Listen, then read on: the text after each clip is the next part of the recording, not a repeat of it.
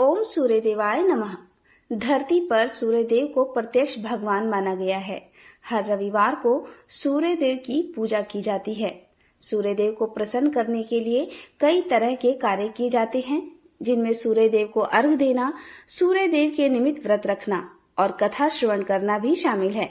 मान्यता है कि भगवान श्री राम भी प्रतिदिन सूर्यदेव की आराधना किया करते थे। आइए प्रिय श्रोताओं, आज हम सभी श्रद्धा और पूर्ण समर्पण के साथ सुनते हैं सूर्य नारायण भगवान की यह पवित्र कथा। बहुत समय पहले की बात है। किसी गांव में दो भाई रहते थे। बड़े भाई का नाम था राम प्रकाश और छोटे भाई का नाम था कमलकांत। दोनों साथ साथ रहते थे। बड़े भाई राम प्रकाश की पत्नी का नाम सत्यवती था। वह बहुत सीधी सादी महिला थी। छोटे भाई कमलकांत की पत्नी का नाम संजना था, लेकिन वह बहुत घमंडी थी। बिल्कुल भी पूजा पाठ नहीं करती थी, किसी भगवान को नहीं मानती थी। यह परिवार सूर्यवंशी था, इसीलिए सूर्यदेव को अपना कुल देवता मानते थे और उनकी पूजा करते थे। बड़े भाई की पत्नी सत्यवती बड़ी धार्मिक स्वभाव की थी। हर एक दिन भगवान सूर्य नारायण की पूजा करती, उन्हें जल चढ़ाती, साथ ही में व्रत पूजा भी किया करती थी। भगवान विष्णु की पूजा करती, तुलसी देवी की भी पूजा करती। लेकिन कमलकांत की पत्नी संजना नए विचारों की थी और बहुत घमंडी भी थी। पूजा पाठ में बिल्कुल विश्वास नहीं रखती थी, किसी भगवान को नहीं मानती थी। संतों के समझाने पर भी उसने कभी कोई पूजा पाठ नहीं किया। कमलकांत ने उसे बहुत ही समझाने का प्रयास किया। हमें भी पूजा पाठ करनी चाहिए। सूर्य नारायण भगवान हमारे कुल देवता हैं। अगर हम उनकी पूजा नहीं करेंगे तो सूर्य नारायण भगवान हमसे नाराज हो जाएंगे। लेकिन वह कोई भी बात नहीं मानती थी और अपने जेठ जेठानी को अनपढ़ गंवार कहती और उनका मजाक उड़ाया करती थी। वह कहती थी, क्या होता है पूजा पाठ करने से? कर्म करने से सब कुछ होता है। काम करेंगे तब हाथ में दो पैसे आएंगे और हमारा घर चलेगा। दोनों परिवार साथ साथ रहते थे। कुछ समय तक उस परिवार में बहुत सुख शांति थी। लेकिन एक दिन देवरानी जेठानी की किसी बात पर लड़ाई हो गई तो संजना अपने पति से कहने लगी, अब हमें साथ नहीं रहना है। कमलकांत ने बहुत समझाने का प्रयास किया, लेकिन वह नहीं मानी और कहने लगी, मैं अब अपनी जेठानी के साथ नहीं रह सकती, मुझे अपना अलग घर चाहिए। बस फिर जो होना था वही हुआ। घर, खेत, रुपया, पैसा सबका बंटवारा हो गया। दोनों भाई अब अलग अलग रहने लगे। सत्यवती पहले की तरह ही पूजा पाठ किया करती थी, लेकिन अब संजना जो अलग रहने लगी थी, अपनी जेठानी को और भी ज्यादा ताने सुनाने लगी थी। एक दिन सत्यवती भगवान सूर्य नारायण की पूजा कर रही थी, उन्हें जल चढ़ा रही थी। तभी संजना वहां पर आई और कहने लगी, यह तुम क्या करती रहती हो? अगर तुम्हारे सूर्य नारायण भगवान इतने ही सच्चे हैं तो शाम होते ही मुंह छिपा कर भाग क्यों जाते हैं? जैसे ही बादल आते हैं उनके पीछे ही छुप जाते हैं। मैं तो ऐसे भगवान की पूजा नहीं कर सकती। सत्यवती ने उसे समझाया कि सूर्य नारायण हमारे कुल देवता हैं, तुम्हें ऐसा नहीं कहना चाहिए। लेकिन वह फिर भी सत्यवती और सूर्य भगवान की हंसी उड़ाती रही और वहां से अपने घर चली गई। सत्यवती को उसकी बातें सुनकर बहुत दुख हुआ और साथ ही उसे डर भी लगा, कहीं सूर्य नारायण भगवान नाराज हो गए तो परिवार पर संकट आ जाएगा। उस रात सत्यवती जब सो रही थी तो सपने में सूर्य भगवान ने उसे दर्शन दिए और कहने लगे, सत्यवती, मैं तुम्हारी भक्ति से बहुत प्रसन्न हूँ, तुम मुझसे अपना मन चाहा वरदान मांग लो। तब सत्यवती कहने लगी, हे भगवान, आपकी कृपा से मेरे घर में सब कुछ है, मेरे घर में सुख शांति है। बस मेरी आपसे इतनी ही प्रार्थना है, अगर आप मुझे वरदान देना ही चाहते हैं तो मेरी देवरानी को आप क्षमा कर दे। वह नासमझ है, वह नहीं जानती कि आपके बारे में अपमानजनक बातें कहकर वह कितना बड़ा अपराध कर रही है। बस आप उससे रुष्ट ना हो और उसे क्षमा कर दे।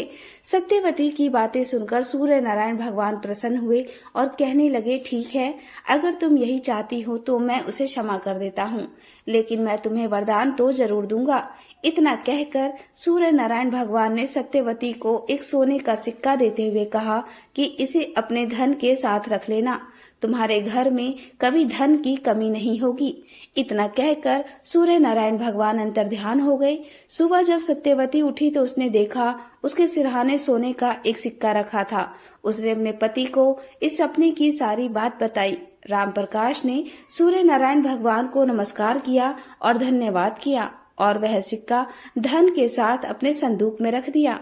कुछ दिनों के बाद जब उन्होंने संदूक खोलकर देखा तो वह सोने, चांदी, हीरे, मोती से भरा हुआ था और उस सब के बीच सोने का वह सिक्का दमक रहा था। दोनों पति पत्नी ने सूर्य नारायण भगवान को धन्यवाद दिया। अब वे बहुत अमीर हो गए थे।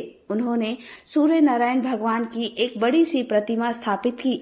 संजना को जब इस बात का पता लगा तो वह अपने पति से कहने लगी, जाकर पता तो करो उनके पास इतना धन आया कहाँ से है। अभी तो हम अलग हुए थे तब तो उनके पास कुछ नहीं था। पहले तो कमलकांत ने संजना को समझाने का प्रयास किया, हमें किसी के घर जाकर पूछने की आवश्यकता ही क्या है, लेकिन संजना तो लड़ने झगड़ने लगी। तब कमलकांत अपने भाई राम प्रकाश के घर गया। दोनों भाई बैठकर एक दूसरे से बातें करने लगे। तब कमलकांत ने जब पूछा तो राम प्रकाश ने उसे सूर्य नारायण के आशीर्वाद वाली बात बता दी। जब संजना ने यह बात सुनी तो वह सोचने लगी, मुझे भी सूर्य नारायण भगवान की पूजा और व्रत करना चाहिए, तब हो सकता है मैं भी अमीर हो जाऊं। उसके मन में तो श्रद्धा नहीं थी, लेकिन उसने फिर भी लालच के कारण व्रत भी किया और सूर्य नारायण भगवान की पूजा भी की। व्रत रखकर पूरा दिन उसने मुश्किल से काटा। शाम को व्रत खोला और सो गई, लेकिन उसे तो कोई भी सपना नहीं आया। सुबह उठकर देखा तो वहां पर कोई भी सिक्का नहीं था। उसे लगा कि उसके जेठ जेठानी ने उसके पति से झूठ बोला है, भगवान तो होते ही नहीं हैं। संजना को बहुत गुस्सा आ रहा था, क्योंकि इसके कारण उसे व्रत जो करना पड़ा था। सारा दिन भूखी रही, फिर भी कोई फायदा नहीं हुआ। गुस्से में घर से बाहर निकली ही थी कि वहां पर एक भिखारी खड़ा था। उसने कहा कि मुझे बहुत जोर से भूख लगी है, मुझे कुछ खाना चाहिए। संजना गुस्से में थी, उसे डांट कर वहां से भगा दिया। गुस्से में अपनी जेठानी सत्यवती के घर पहुंच गई। वहां गई तो सत्यवती ने उसे बड़े प्रेम से अंदर आने को कहा और कहने लगी, आओ बहन, बताओ क्या बात है। तब संजना ने गुस्से में कहा कि तुमने हमसे झूठ क्यों बोला, भगवान कहीं होते भी हैं। मैं सारा दिन भूखी रही, लेकिन मुझे तो कोई सपना नहीं आया। तब सत्यवती उसे समझाने लगी कि भगवान तो श्रद्धा के भूखे होते हैं। तुमने व्रत तो किया, लेकिन तुम्हारे मन में श्रद्धा नहीं थी। अगर तुम श्रद्धा भाव से भगवान की पूजा करोगी तो भगवान तुम्हारे ऊपर भी कृपा करेंगे। और मैंने अभी अभी देखा कि तुमने उस भिखारी को किस तरह से डांट कर भगा दिया। तुम्हें क्या लगता है भगवान तुम्हें सीधे आकर दर्शन देंगे? भगवान तो किसी भी रूप में आ सकते हैं। हो सकता है जिस भिखारी को तुमने भगाया है वह सूर्य नारायण भगवान ही हो। अब तो संजना को अपनी गलती का एहसास हो गया। उसने सूर्य नारायण भगवान की प्रतिमा के पैर पकड़ लिए और माफी मांगने लगी। अब तो सत्यवती और संजना दोनों देवरानी जेठानी साथ मिलकर भगवान सूर्य नारायण भगवान की पूजा करने लगी। एक दिन पूजा के बाद सत्यवती ने भगवान सूर्य का दिया हुआ सोने का सिक्का संजना की झोली में डाल दिया। संजना तो देखकर हैरान रह गई और उसे वापस करने लगी, लेकिन सत्यवती ने कहा, सूर्य नारायण भगवान हमारे कुल देवता हैं और उनके आशीर्वाद पर पूरे परिवार का अधिकार है। अब तुम इसे ले जाओ और अपने धन के स्थान पर रख देना। भगवान सूर्य नारायण की कृपा हुई तो तुम्हारा घर भी धन धान्य से भर जाएगा। संजना ने अपनी जेठानी के पैर छुए और घर वापस आई और उसने धन के स्थान पर उस सिक्के को रख दिया। अब तो उसका घर भी धन धान्य से परिपूर्ण हो गया। सूर्य नारायण भगवान ने उसके परिवार पर भी कृपा की। उसके भी घर में अन्न धन के भंडारे लग गए। हे सूर्य नारायण भगवान, जैसे आपने उन देवरानी जेठानी पर अपनी कृपा की, वैसे ही कथा कहते सुनते और हुंकारा भरते सब पर अपनी कृपा बनाए रखना। बोलिए सूर्य नारायण भगवान की जय। अब सुनिए सूर्य नारायण भगवान की अगली कथा, एक बुढ़िया और उसकी गाय की कहानी। सभी प्रेम से बोलिए सूर्य नारायण भगवान की जय।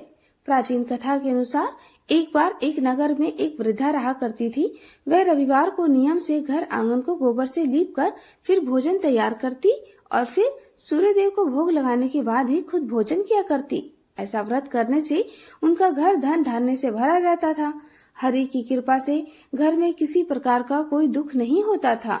घर में सब कुछ आनंद मंगल था।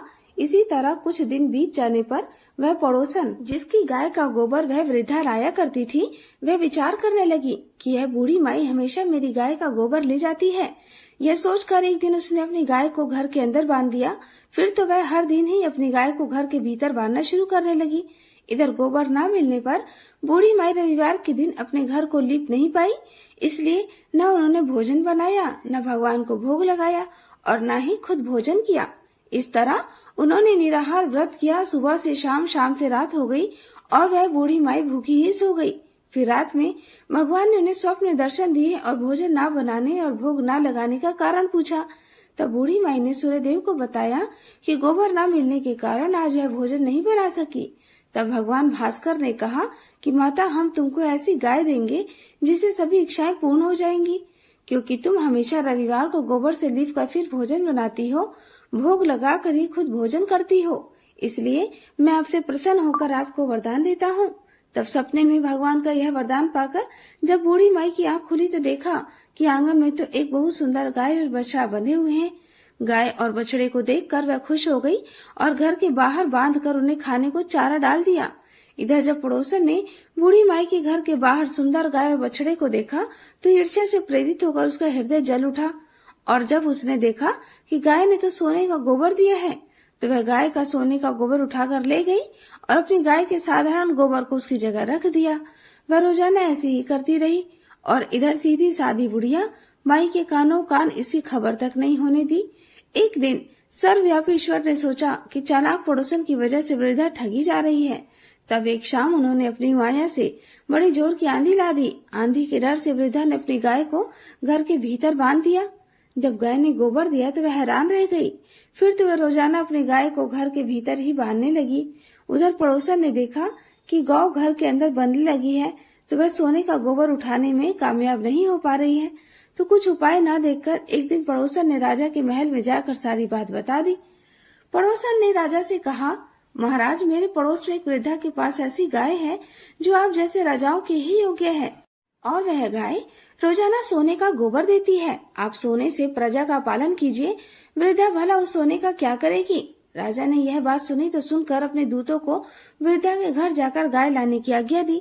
वृद्धा सुबह सुबह ईश्वर को भोग लगाकर भोजन ग्रहण करने ही जा रही थी, तभी राजा के सेवक गाय को खोल कर ले गए। यह देखकर वह बहुत रोई, चिल्लाई, लेकिन कर्मचारियों ने एक ना सुनी। उस दिन फिर वृद्धा गाय के वियोग में भोजन न कर पाई और रात भर रो रोकर भगवान से गाय को पुनः पाने की प्रार्थना करती रही। वहीं दूसरी ओर राजा गाय को देखकर बहुत प्रसन्न हुआ। सुबह जैसे ही उठा तो देखा सारा महल गोबर से भरा है। राजा यह देखकर घबरा गया। भगवान ने रात में राजा को स्वप्न कहा, हे राजा, गाय वृद्धा को लौटा दे, नहीं तो तेरी भलाई नहीं है। रविवार के व्रत से प्रसन्न होकर मैंने उस वृद्धा को यह गाय दी थी। सुबह होते ही राजा ने वृद्धा को बुलाकर बहुत सारा धन देकर सम्मानित सहित गाय और बछड़ा उसे वापस कर दिया। इसके साथ ही पड़ोसन को बुलाकर उचित दंड भी दिया। ऐसा करने से राजा के महल की गंदगी दूर हो गई और उस राजा ने नगरवासियों को आदेश दिया कि अपनी समस्त कामनाओं की पूर्ति के लिए वे सभी रविवार का व्रत रखें। और जब प्रजा ने रविवार व्रत का पालन करके कथा का श्रवण किया तो उन सभी के घर में सुख समृद्धि के भंडार भर गए। ऐसी है रविवार व्रत की महिमा। बोलिए सूर्य नारायण भगवान की जय।